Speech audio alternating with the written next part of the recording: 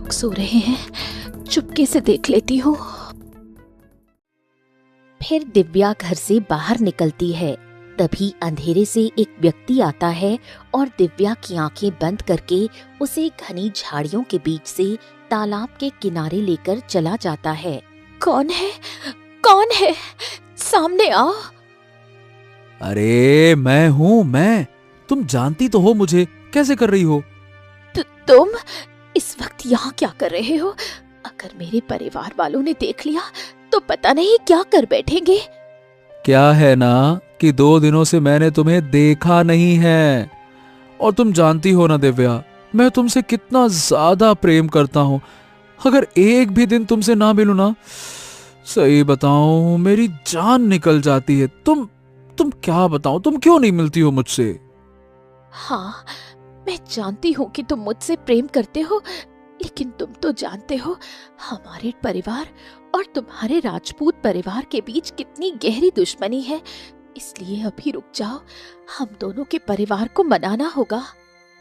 अरे तुम ये कैसी बातें कर रही हो? हमारे परिवार वाले कभी नहीं मानने वाले। सूरज पश्चिम से उग जाए तो उग जाए, लेकिन हमारे परिवार वाले ना ना ना ना। दोनों के बीच सदियों से नफरत है। लेकिन दिव्या देखो, मैं तुम्हें चाहता हूं, और तुम्हारे लिए मैं तुम्हारे पिताजी के पैर भी पकड़ने के लिए तैयार हूं।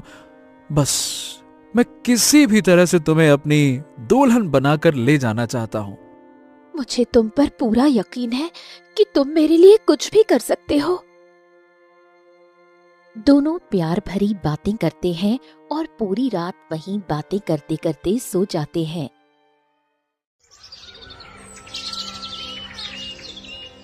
अगली सुबह होते ही दिव्या के पिता महेश ठाकुर और उसका भाई पंकज परेशान होने लगते हैं। अरे ये क्या बेटा, तुम्हारी बहन दिव्या कहाँ है? वो कहीं दिखाई नहीं दे रही। पिताजी घर पर ही होगी, कहाँ जा सकती है वो? अब होती तो मैं तुमसे क्यों पूछता। अब देखो तो सही, पता नहीं कहाँ चली गई। मुझे इसकी बड़ी फिक्र हो रही है। तुम जानते तो हो, वो मेरी आंखों से दूर जाती है, मुझे बड़ी हड़बड़ाहट होने लगती है, चिंता होने लगती है। अरे देखो ना कहाँ चली गई।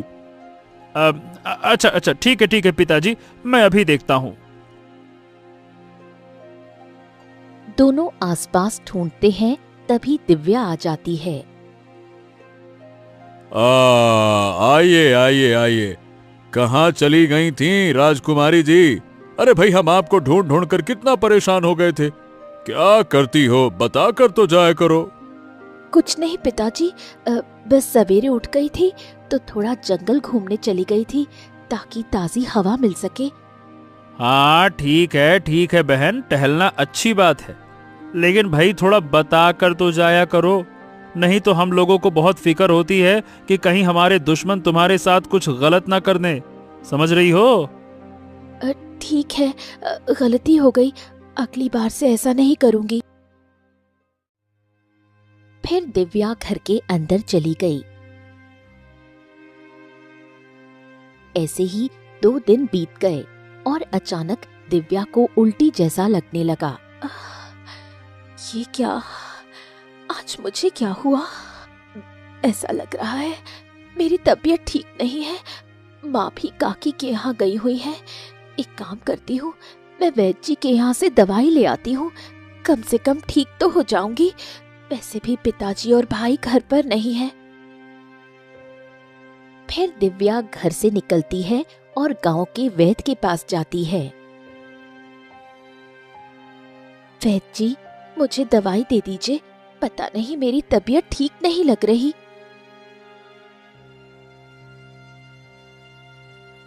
जैसे ही वैद्य दिव्या की नब्ज टटोलता है, वो अचानक अवाक रह जाता है। क्या हो गया? आप इतने परेशान क्यों लग रहे हैं? बात यह है बेटा कि तुम्हें नहीं पता कि तुम गर्भवती हो। नहीं, ऐसा नहीं हो सकता। मैं गर्भवती कैसे हो सकती हूँ? मेरा कहा कभी झूठ नहीं होता है। मैंने जो कहा है वो सत्य है। तुम गर्भवती हो और मां बनने वाली हो। दिव्या बिना कुछ कहे वहां से निकल जाती है और बहुत परेशान हो जाती है। हे भगवान, ये क्या हो गया? मैं गर्भवती कैसे हो गई? अब मैं अपने पिताजी, भाई और माँ को क्या जवाब दूंगी? अगर गांव वालों को पता चल गया तो हमारे परिवार की कोई इज्जत नहीं रह जाएगी। मैं किसी को मुंह दिखाने लायक नहीं रहूंगी।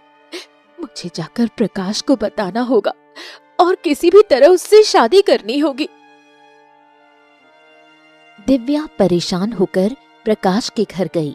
वहां जाकर वो देखती है कि प्रकाश एक औरत के साथ हंस हंस कर बातें कर रहा है। अच्छा, ऐसा हुआ? ये तो बड़े मजे की बात बताई। तुम भी ना कैसी कैसी बातें करती हो। ये प्रकाश इस औरत से इतना क्यों बात कर रहा है? मुझे जाकर देखना चाहिए। दिव्या प्रकाश के सामने चली जाती है। तुम? अरे तुम यहाँ क्या कर रही हो? ओ, मैंने कहा था ना कि मेरे घर मत आना। चलो जाओ, यहाँ से देख क्या रही हो, जाओ। देखो प्रकाश, मैं तुम्हारे घर आने की कोशिश नहीं कर रही थी, लेकिन मैं गर्भवती हो गई हूँ। तुम जल्दी से मुझसे शादी कर लो, वरना मेरे माता पिता और पूरे गांव समाज में मेरी नाक कट जाएगी।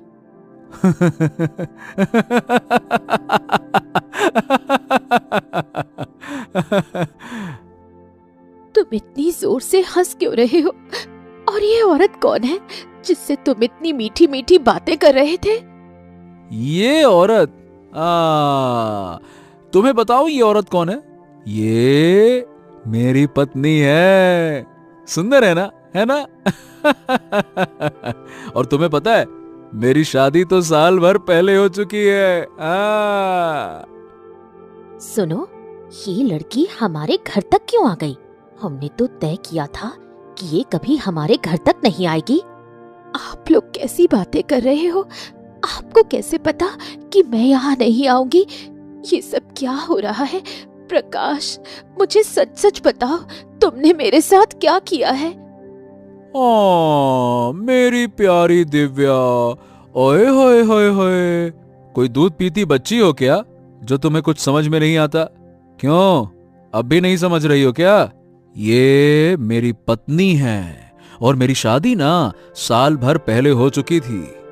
अब बात यह है कि तुम्हारे परिवार वालों ने मेरे परिवार की बहुत बेइज्जती की थी, तो बस तुम्हारे साथ मैंने उस बेइज्जती का बदला ले लिया।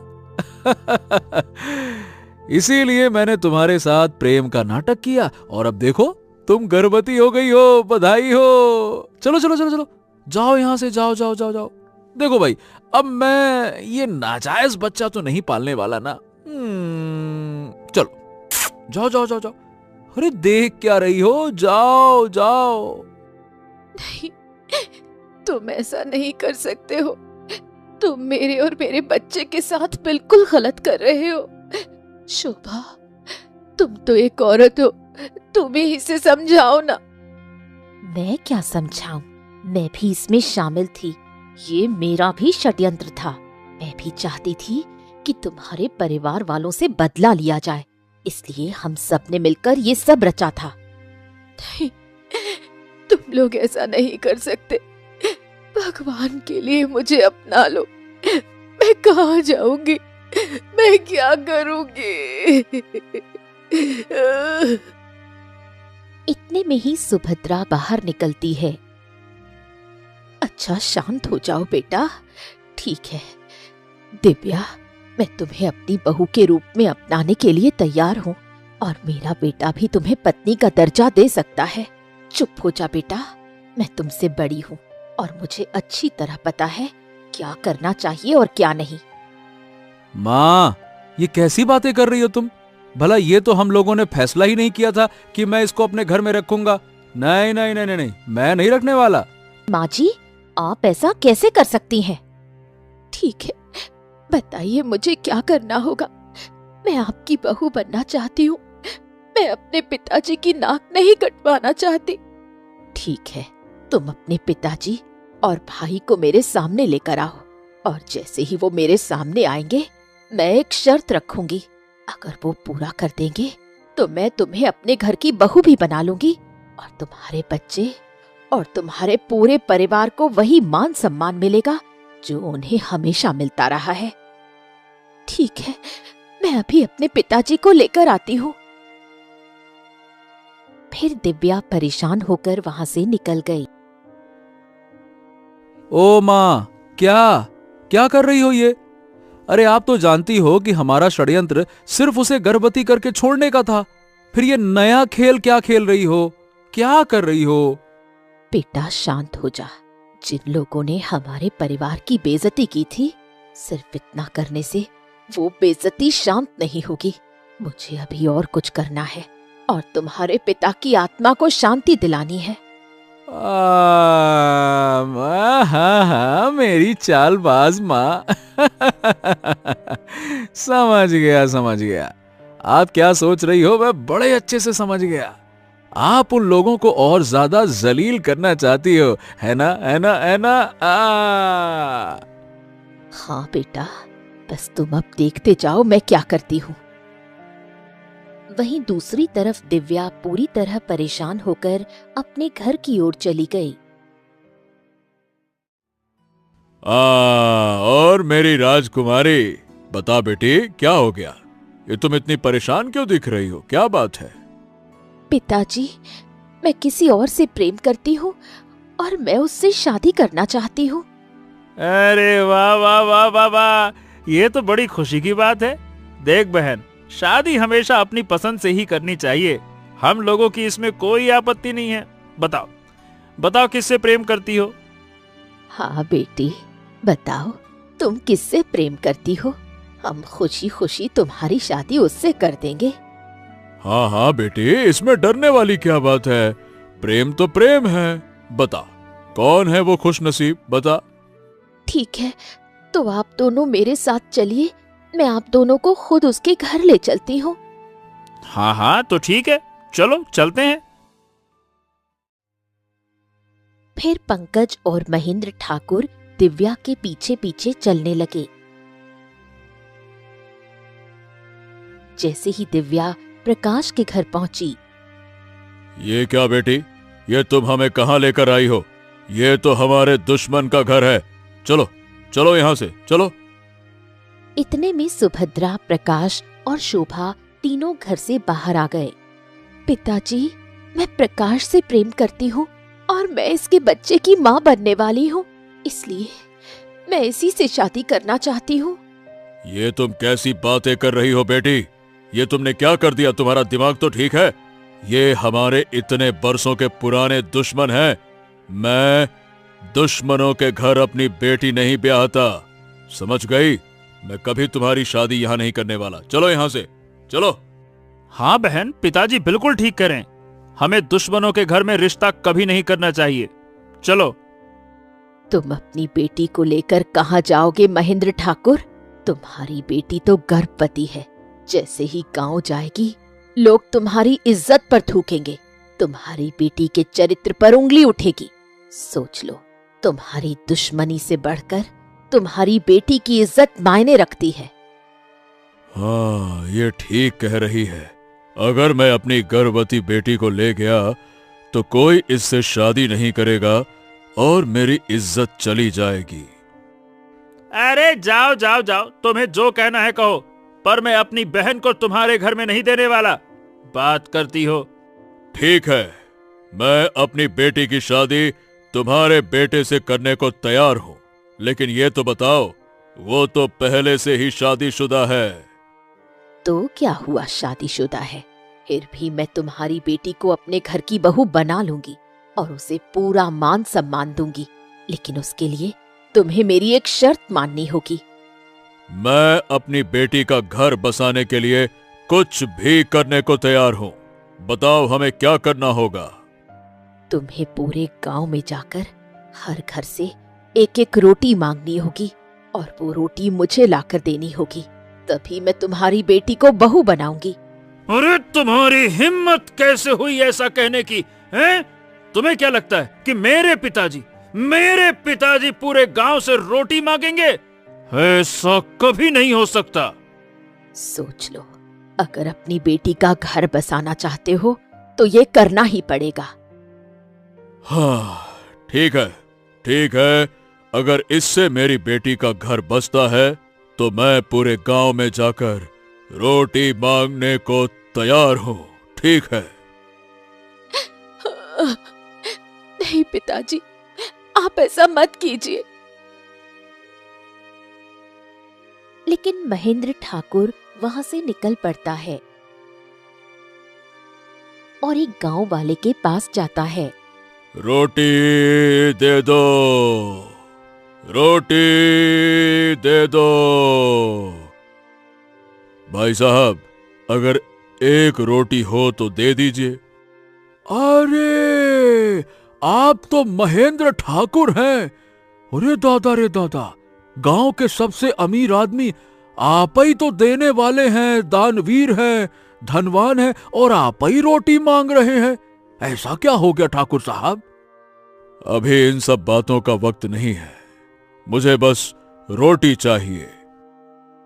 हाँ, जरूर कुछ हुआ है जो ठाकुर होकर भी भिखारी की तरह रोटी मांग रहा है।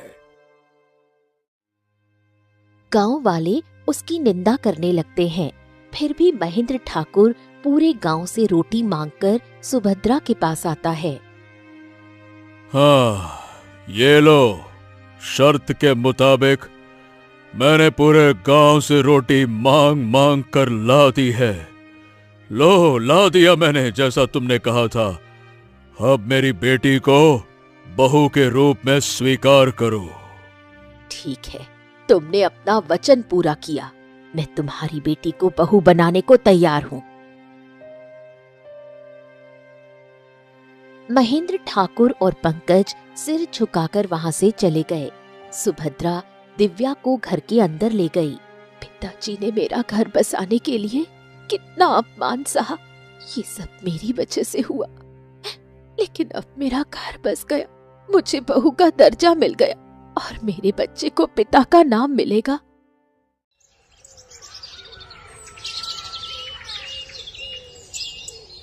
अरे माँ, ये तुम क्या कह रही हो? देखो, सीधी सी बात है, मुझे उस आफत को अपने पास रखना ही नहीं है। हाँ बेटा, मैंने ये सब किया, लेकिन उसकी बेटी मुझे बर्दाश्त नहीं होती। उसे देखती हूँ तो अपने पति की याद आ जाती है। हाँ, याद तो मुझे भी आती है पिताजी की। तो फिर देर किस बात की? आज रात ही उसे जान से मार देते हैं। लेकिन वो गर्भवती है, कम से कम बच्चा होने दो, उसके बाद हम उसको और उसके बच्चे दोनों को एक साथ मार देंगे। हाँ, ये ठीक रहेगा। अगर दोनों को अलग अलग मारेंगे तो मुझे उतना मजा नहीं आएगा, और दोनों को एक जगह पे एक साथ मारेंगे फिर तो मुझे बड़ा मजा आएगा माँ। फिर ऐसे ही थोड़ा वक्त बीतता है और देखते ही देखते दिव्या एक बेटी को जन्म देती है। मेरी बेटी कितनी सुंदर लग रही है, बिल्कुल परी जैसी है। तभी प्रकाश, शोभा और सुभद्रा तीनों वहां आ जाते हैं। देखो प्रकाश, हमारी बेटी कितनी सुंदर है। हाँ, दिखाओ दिखाओ दिखाओ। ये हमारी बेटी है। बिटिया। लेकिन तू अब इस दुनिया में नहीं रहेगी। माँ, अपना काम करो और जल्दी से इस बच्चे को जान से मार दो, और दिव्या को भी। भगवान के लिए ऐसा मत करो, मेरी बेटी को छोड़ दो। भगवान के लिए ऐसा मत करो। मुझे क्यों मार रहे हो? मुझे कुछ मत करना। मैंने तुम्हें इतने दिनों तक इसलिए बख्श दिया क्योंकि तुम बच्ची को जन्म दे सको, और अब तुम्हारी आंखों के सामने मैं इस बच्ची को मारूंगी, तभी मेरी आत्मा को शांति मिलेगी। मेरे पति की आत्मा जो इतने दिनों से तड़प रही होगी, उसे सुकून मिलेगा। सुभद्रा उस मासूम बच्ची को जान से मार देती है। दिव्या रोती चिल्लाती रह जाती है। तभी सुभद्रा दिव्या को पकड़ लेती है। सुभद्रा दिव्या का भी गला दबा देती है। कुछ ही देर में दिव्या भी मर जाती है। देखो, हमने दोनों को मार दिया। अब इस बच्ची को घड़े में डालकर जंगल के पेड़ के नीचे गाड़ दो। किसी को भी ये बच्ची हाथ नहीं लगनी चाहिए। ठीक है। प्रकाश उस छोटी सी बच्ची को घड़े में डालकर जंगल के एक पेड़ के नीचे गाड़ देता है। फिर वापस आकर दिव्या को भी मिट्टी के नीचे दबा देता है। अब तुम एक काम करो, अपनी पत्नी शोभा को लेकर यहाँ से 1 साल के लिए कहीं दूर चले जाओ, और अगर कोई पूछे तो मैं कह दूंगी कि तुम दिव्या को भी साथ लेकर गए हो। ठीक है, मैं ऐसा ही करता हूं, और अभी इसी वक्त शोभा को लेकर निकल जाता हूं। फिर प्रकाश शोभा को लेकर वहां से निकल पड़ता है। उसी वक्त कहीं दूर एक झोपड़ी में एक बच्ची का जन्म होता है। अरे ये क्या? ये कोई मामूली बच्ची नहीं है, जरूर किसी मकसद के लिए पैदा हुई है। आंखों में इतना तेज, और इसकी माँ भी मर गई। मुझे जाकर इसके पिता को बताना होगा। फिर दाई माँ उसी बच्ची को लेकर घर के बाहर आती है। हाँ, बताओ दाई माँ, मेरी पत्नी कैसी है? तुम्हारी पत्नी तो इस बच्ची को जन्म देते ही मर गई, लेकिन ये बच्ची बहुत अद्भुत है। हाँ, नहीं नहीं नहीं नहीं नहीं नहीं नहीं, मैं इस बच्चे को नहीं रख सकता।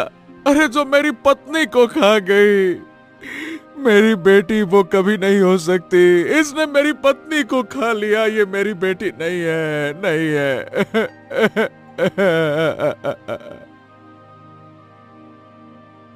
विष्णु चला जाता है। कोई बात नहीं बेटी, तुम्हें तुम्हारा पिता नहीं अपनाएगा, पर मैं तुम्हें अपनाऊंगी। मैं तुम्हें गोद लेकर पालकर बड़ा करूंगी। फिर ऐसे ही देखते देखते कई साल बीत गए।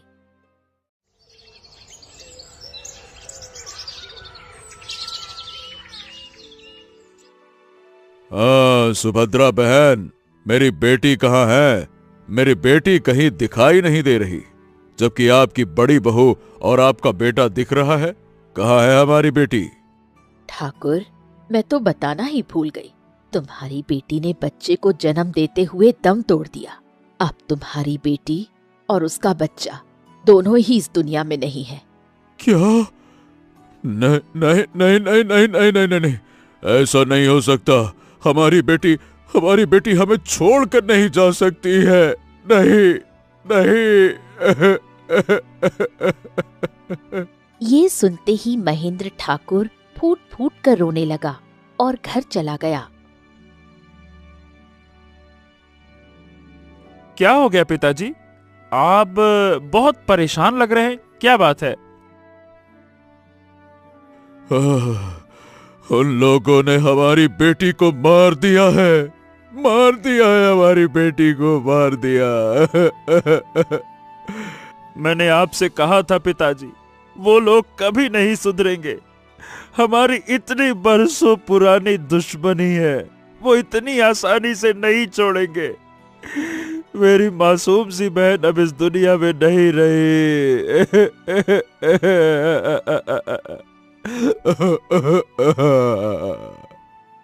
दोनों फूट फूट कर रोने लगे। ऐसे देखते ही देखते 18 साल बीत गए। वहीं छोटी सी बच्ची की दाई माँ उसे पाल पोस कर बड़ा कर देती है, और वही बच्ची राधा बन चुकी होती है और बिल्कुल दिव्या की तरह दिखने लगती है। लेकिन दाई माँ के मरने के बाद उसके घर की स्थिति बहुत ही खराब हो जाती है। हे भगवान, क्या करूं? माँ मुझे जन्म देते ही मर गई। अब दाई माँ भी इस दुनिया में नहीं रही। अब मैं क्या करूं? मुझे खाने के लिए कुछ तो करना पड़ेगा।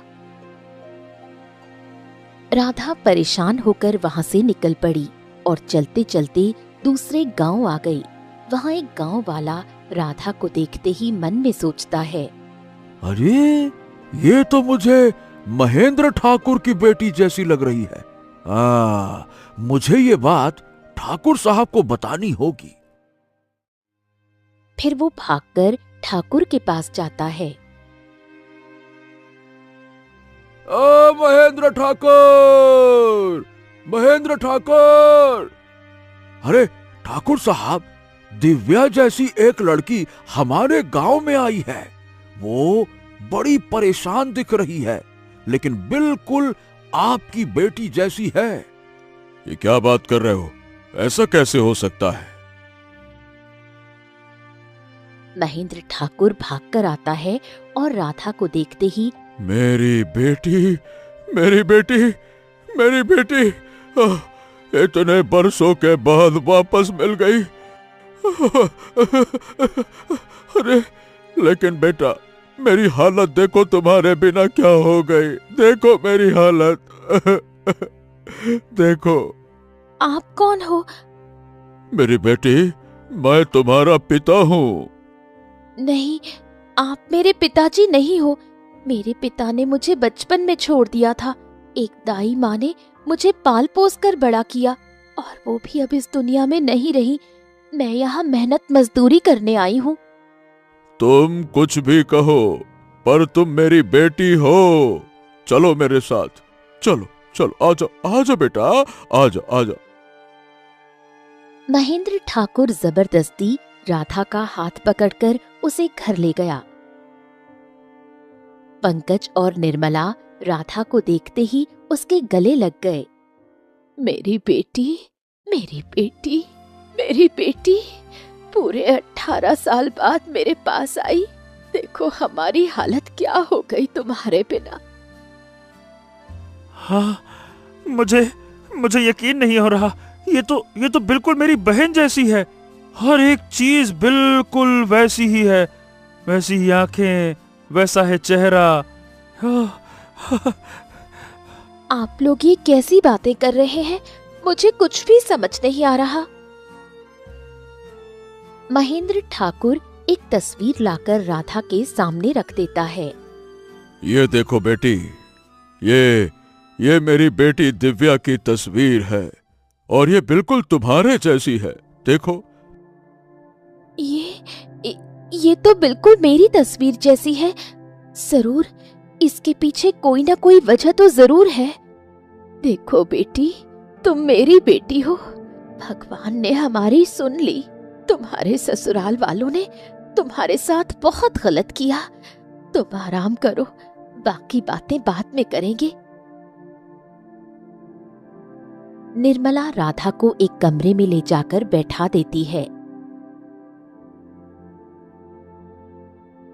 थकान की वजह से राधा सो जाती है।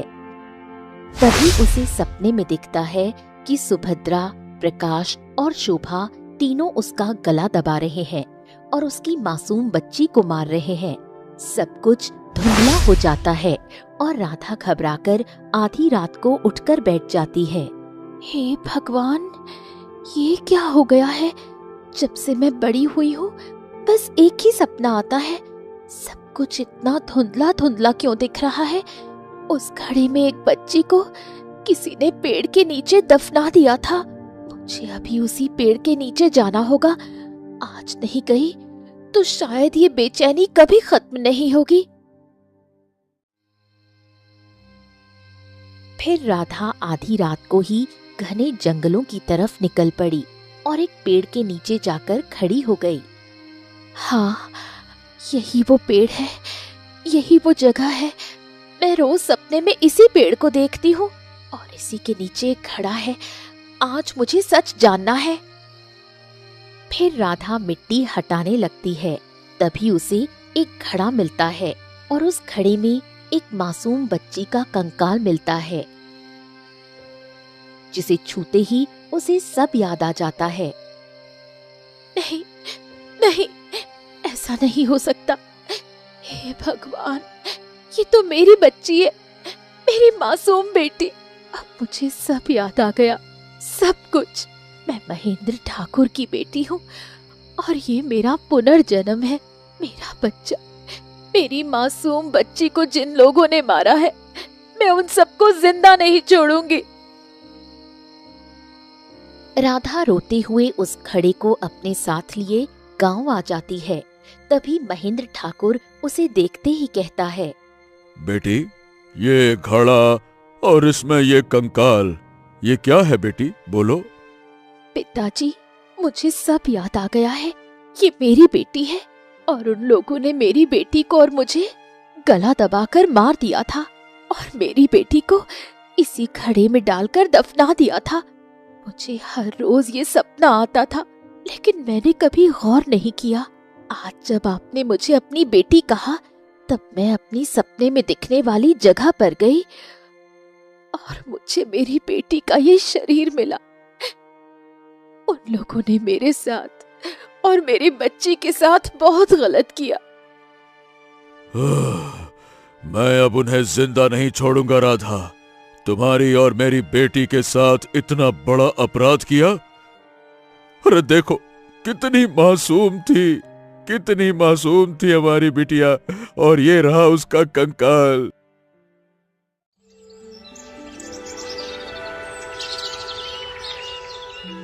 सभी गांव वाले इकट्ठा हो गए। अरे भाई, ये तो बहुत ही अन्याय हुआ उन लोगों के साथ। अरे भाई, सच में भगवान कहते हैं कि माँ की ममता बहुत ही पवित्र और पुण्य होती है। और नहीं तो क्या, देखो इस बच्चे की तड़प ने इस माँ को दोबारा जन्म लेने पर मजबूर कर दिया। यानी कि उन्होंने बहुत सारा बुरा काम किया होगा। चलो मिलकर इसकी सजा देते हैं। चलो चलो चलो चलो भाई, चलो। गुस्से में पूरे गांव वाले महेंद्र ठाकुर और राधा घड़ा लेकर सुभद्रा के घर पहुंचे। ये कैसे हो सकता है? कोई मरा हुआ इंसान जिंदा कैसे हो सकता है? ये तो बिल्कुल दिव्या जैसी लग रही है। माँ, मुझे भी ऐसा लगता है कि ये तो सचमुच भूत है। तुमने बहुत बड़ा अपराध किया। तुमने मेरी बेटी और मेरी नातिन को जान से मार दिया। देखो देखो, ये घड़ा देखो। इस घड़े में ये कंकाल देखकर तुम्हें याद आ ही गया होगा। क्यों? ये आपके पास कैसे आया? तुमने क्या सोचा था कि तुम मुझे मारकर और मेरी बच्ची को मारकर दफना दोगे तो तुम्हारा राज किसी को नहीं पता चलेगा? एक माँ की ममता ने मुझे दोबारा जन्म लेने पर मजबूर किया। तुमने मेरी बेटी के साथ जो किया, उसके पाप का हिसाब अब तुम्हें जरूर मिलेगा। मारो मारो इन्हें, जिन्होंने मासूम बच्ची को मारा। इन लोगों को जीने का कोई हक नहीं है। मारो। सभी गांव वाले मिलकर प्रकाश, सुभद्रा और शोभा को मारते हैं, जिससे प्रकाश, सुभद्रा और शोभा की वहीं पर मृत्यु हो जाती है। हाँ, चलो अब बदला पूरा हुआ। ये तीनों मारे गए। मेरी बेटी, तुमने बहुत कष्ट झेले इन लोगों के चक्कर में। अब अपनी मासूम बेटी का अंतिम संस्कार कर दो।